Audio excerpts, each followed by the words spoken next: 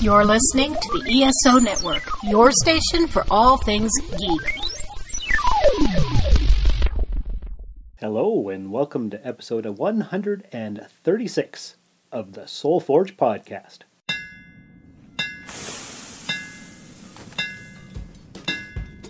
Welcome to the Soul Forge, a place of silent mystery, quiet contemplation, and outright mayhem. Join your host, Sean Vanderloo, as he guides you through the adventures of living. Together, we'll talk about life and love, sex and dating, joy and heartache, memories and loss, and so much more. Don't worry, it's not nearly as pretentious as it sounds. Get ready for life, the universe, and everything on the Soul Forge.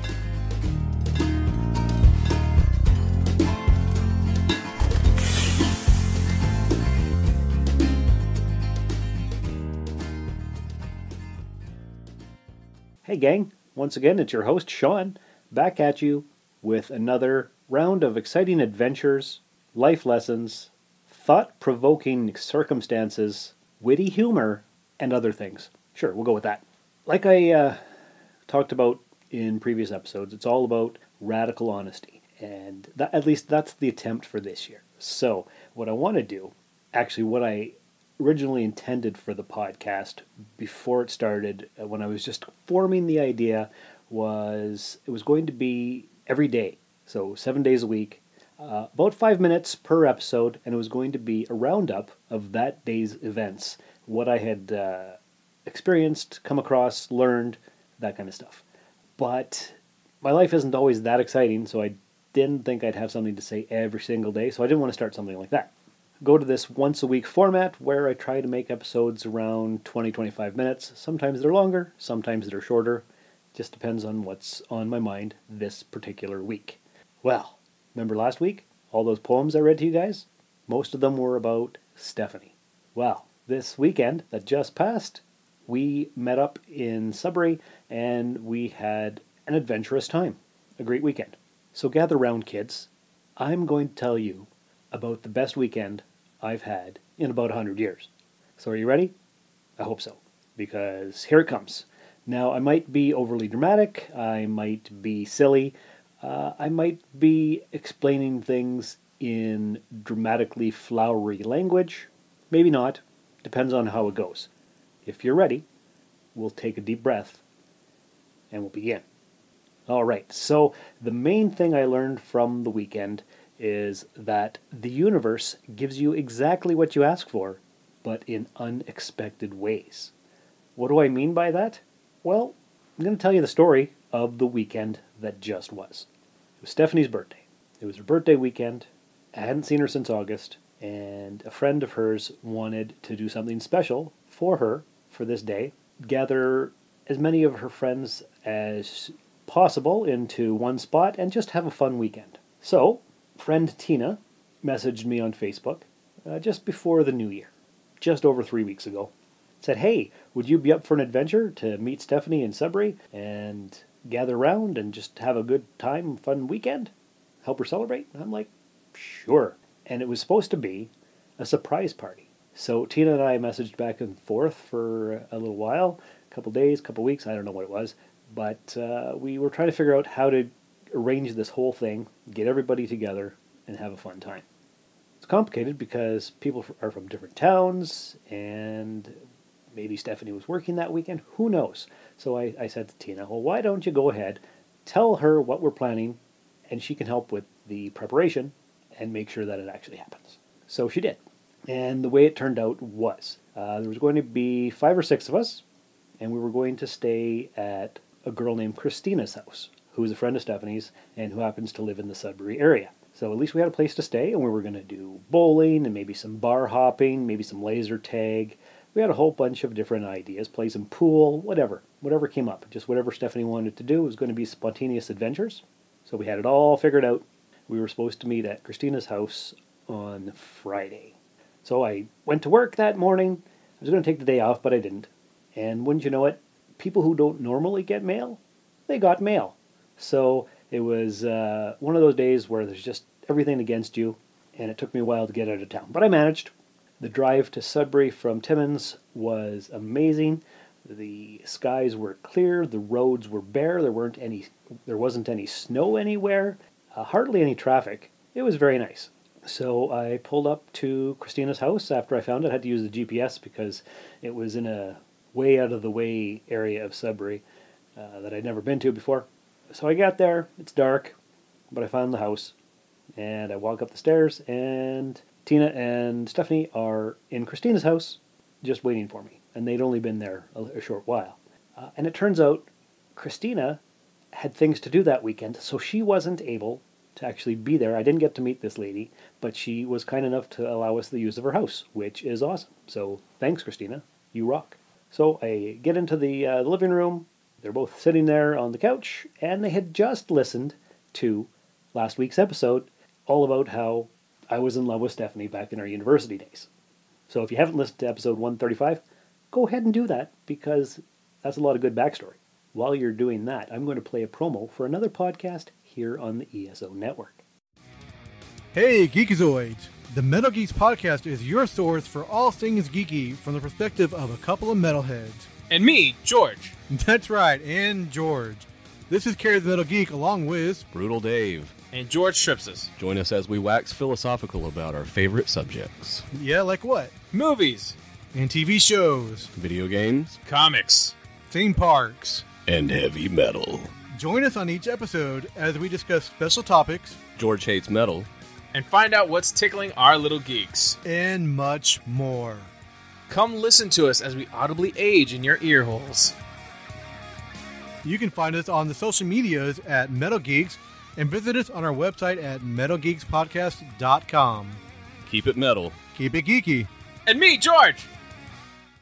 Okay, so now that you've listened to episode 135 and you've heard my poetry and how funny and witty I can be about certain things, I can continue the rest of this story. So I get there, they're all smiles, we hug, we take selfies, I finally meet Tina for real life. We sit and chat and get to know each other, and we have some drinks. Actually, before we had the drinks, we went to a restaurant. I think it was called the Firehouse or the Fire Hall or something, and had some great food and had a lot of laughs and had a few drinks. And then we walked back to the house and had some more drinks, had some more talks, just talked about anything and everything. Just getting to know Tina as a person, reconnecting with Stephanie, just having a good old fun time. So that was Friday night. And then on Saturday, what did we do? Well, we got up, sat around, watched some TV, talked, listened to music, got to know each other better. And then Terry showed up. And Terry is a girl that I met 12 years ago when Stephanie and Terry came up to Timmins for a visit. Stephanie and Terry used to be a couple. I think they broke up maybe 2 years ago, roughly. I don't know the exact time frame, but they were together for about 10 years. And they've remained friends and close, and which is awesome, because sometimes you can remain friends with somebody you've been with before. And they have managed to do so. Congratulations, that's awesome. That sounded sarcastic, but it wasn't. So anyway, the plan was that we were going to all pile into Terry's van, and they were going to take Tina and I on a tour of Sudbury, because Stephanie used to live in Sudbury. Right now she's in the Bracebridge area around where Tina lives. So that's how they met last year. So we went on a tour. She was a pretty good tour guide, actually. Terry, if you're listening, you rock as a tour guide. She showed us and told us about all the various sketchy areas of town, because she works with disadvantaged people who need housing, that kind of thing. I'm not sure exactly the details of what her job is, but she sees a lot of things. So she showed us all the places, all the houses where the rats are infested, all the bed bugs are, and the forests where you don't want to go into because there are a lot of needles. So if she was trying to entice us to move to Sudbury, she wasn't doing a good job, but maybe a good job because we know where not to live if we go there. So we laughed about that. And we drove around, and we tried to get up as close as we could to the infamous Sudbury smokestack, because they're known for their smelter and whatnot and all the pollution and stuff. So we got as close as we could up to this smokestack, and then we got stuck. That was fun, because there was a blizzard actually that day too on Saturday. It snowed about 6 to 8 inches of snow, and we couldn't see anything for most of the time. But we were driving around anyway because we're crazy like that. So we got stuck, and we tried rocking the van back and forth, but the van was hung up on a snowbank that we didn't see because of the whiteout conditions. So we tried digging it out, and all she had in her van was one of those snap-together plastic shovels, and it worked for a bit until I obliterated it, and it just kind of disintegrated in my hands. But luckily, she had a towing service, and Bob's Towing came to the rescue. Thanks, Bob's Towing. You're a real swell guy. He pulled us out, rescued us, and we were on our way again. Then we went to Toys R Us, and we finally made it to the restaurant before we went bowling. The place was called Tecklenburg's? I'm not sure. It was some kind of nautical-themed restaurant. So there was 4 of us, Terry, Stephanie, Tina, and me, and we had some fish and chips and other various things. And our waiter was hilarious. He was personable and funny and made us feel very welcome. So we had our dinner, and then we left, and we got in the car, and I said to the girls, I'm like, you know what? I'm not gay, and I've never considered this before, but if I was, that would be the kind of guy that I would go for. And we laughed and laughed. And the funny thing is, I've never thought that way before, but being around Stephanie seems to open a portal to another realm of consciousness. You hear that, Stephanie?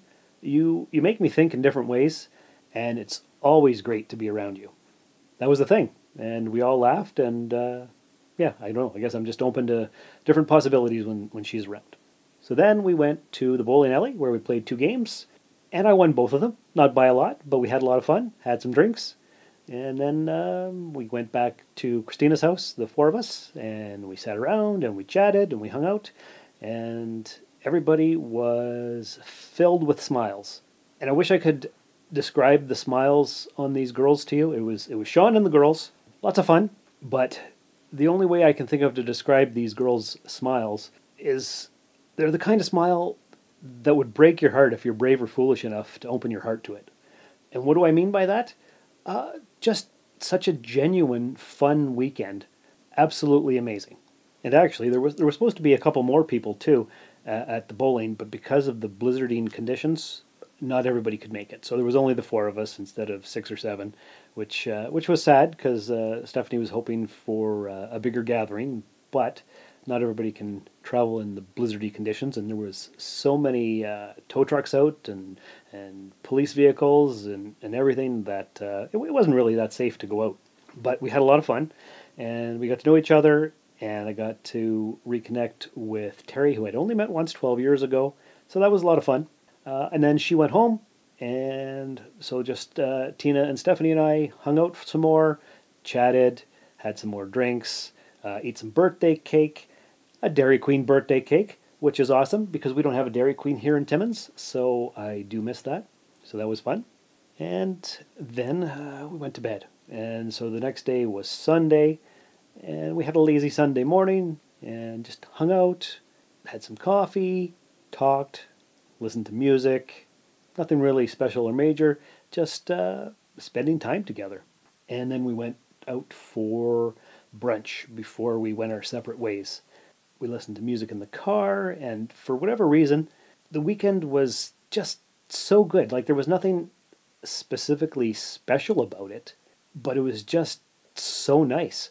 And nice isn't even a good word for it. It was so pleasant. And the music on the radio was just cutting into my brain, and every moment I just tried to capture and slow down because I was having such a good time hanging out with dear old Stephanie. And the funny thing is, looking back at it now a few days later, I realized that I think Tina and I connected as well on a pretty cool level. And Stephanie was right, because she thought, you know what, when you guys actually meet, you're gonna get along famously. And she was right. And we just had so many good conversations, the 3 of us. And it's been so long since I've had that level of intimacy and just an informal, non-romantic chat that it was a great time. And I can't even describe it properly. the fact is, Tina and I connected in a way that is rare. Like Stephanie and I connected back in university, the same similar kind of way, just one of those deep soul connections that are so rare, they only come along periodically. You have to be open to them, and maybe they're always there, but we can't recognize them for whatever reason. But looking back, yeah, it's she's the kind of person that I could just say anything to and didn't feel any judgment or anything like that. So it's just awesome to meet people like that, because you don't often do that. Or if you do, you can't recognize it, or whatever I'm trying to say. The funny thing is, though, previously, let me see, about 2 or 3 weeks ago, my buddy Renee kept saying to me, because he knows what a disaster my life can be at times, because I've known him since the late 90s, and he's seen me through a lot of relationships and whatnot, and he's always trying to help. And he said, Sean, what you need to do is write down a list of all the qualities you're looking for in a partner. I'm like, yeah, okay, I'll get around to it. And then the next time I talked to him a few days later, he's like, did you make your list yet? I'm like, no, I didn't make my list. And so this went on for a few weeks. And so finally, early last week, I made a list. And then wouldn't you know it, I get to Sudbury, meet this Tina girl in person, and realize she has all the qualities that I'm looking for in a woman as a partner. And it would be awesome. Then I realized, oh, well, guess what? The only things I didn't put on my list was local and single. So, like I said at the beginning of the show, the universe gives you exactly what you want, exactly what you asked for, but it will give it to you in unexpected ways. So, here's a person who you would get along with famously and have the best relationship of your life, but it's not going to happen because you didn't specify that she had to be local and single and available for you. So, haha, that's the universe playing tricks on you.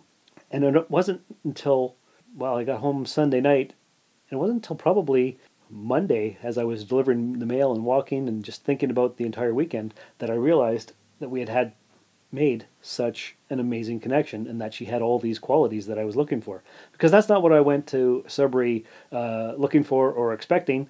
In fact, I made the list and set it aside and didn't think about it again. And maybe I can read that list to you guys and girls one of these days. I don't know. It's a pretty general list of important qualities that a partner should have. I don't have it with me right now. It's downstairs. But anyways, just different things that happen and make you go, okay, universe. And so maybe because I made the list, the universe is showing me that there are people out there exactly how I'm looking for them. Not Tina, obviously, because she's married with kids and lives about 7 hours away, so that's not going to happen. But it's a connection that you make so rarely. It kind of reminds me of the connection I had with the ex-wife and various other people throughout time, but it's not a connection you have with everybody, and it's rare, and it's special. So I just thought I'd acknowledge that, and I'm not even sure why I'm telling you guys this, but I did say this is the year of radical honesty. So what is the life lesson for this week's show? Just be open to the possibilities of existence, and you never know what you're going to find. I guess that's it. I don't really know what else, but I've said too much, or maybe I haven't said enough. Couldn't tell you. But I'm going to leave it here. Would love if you would leave a 5-star review in the podcast store. Tell all your friends about the show. And I'm just going to go hide in the corner now because I've probably blabbed all over the place and I shouldn't have done that. But anyway, thanks for stopping by the Soul Forge. And remember, now we're supposed to go back to our normal lives. That's what people do. They have these amazing experiences with another person, and then they just go home and clean the bathroom or whatever. Thank you for listening to another episode of the Soul Forge podcast.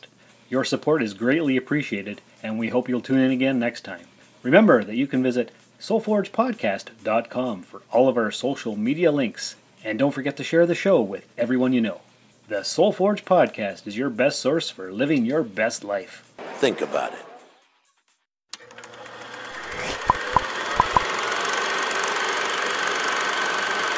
Hi, I'm Callum Rodia for Sudbury.com. Earlier this week, mining giant Vale made headlines when they announced that beginning in the year 2020, they will decommission and then dismantle the superstack. The 381-meter smokestack, the second tallest in the world, has been an icon of Sudbury since the 1970s, and on our website, many readers express sadness that it may soon vanish from our landscape. To honor our sulfur-spewing landmark, we dug up some old photos from the superstack's early days. Take a look in this week's episode of Sudbury.com's Throwback Thursday, in which, this being the year of Canada's 150th anniversary, we pay tribute to a little bit of Greater Sudbury's history. In the middle of the 20th century, mining nickel in the Sudbury Basin was about as clean as it was safe.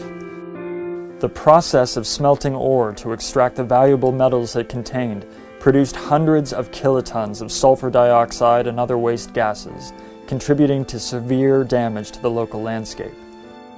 The chimneys used by both Inco and Falconbridge at the time were too short to adequately disperse the pollutants away from the city. By the 1950s, Sudbury had cemented its image as a barren, rocky wasteland.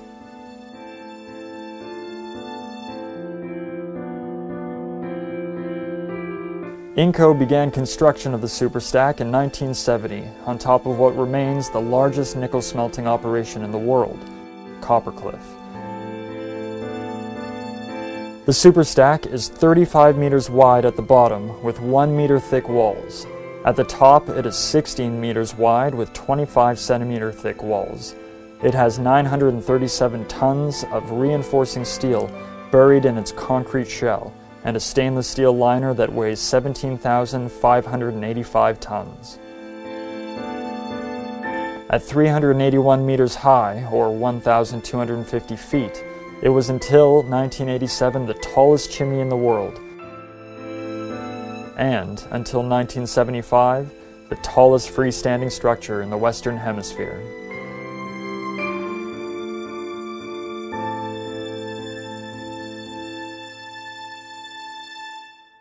The superstack can be a bit of a polarizing structure.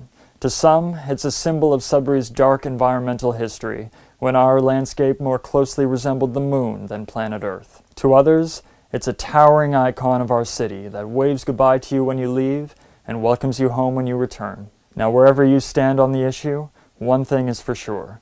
Our landscape will look very different when the superstack comes down. Thank you to the Greater Sudbury Archives and Vale for supplying some of the footage and images that you just saw, and thank you for watching. For Sudbury.com, I'm Callum Rodia.